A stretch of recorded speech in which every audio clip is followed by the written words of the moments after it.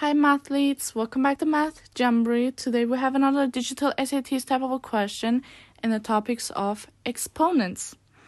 Let's dive into it. Which of the following is equal to q to the power of 3 over 10 for all values of q?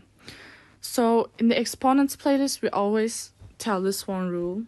Let's write it down first, 3 over 10.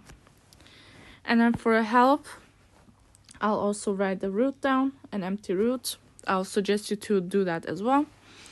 Now, the numerator, that's the rule. The numerator always stays next to the q, or any variable you get, like this. And the 10 is outside of the root, like this. Let me show you this. Q to the power of 3, and the 10 is outside of the root. That's actually the solution to this given question. That's a choice A.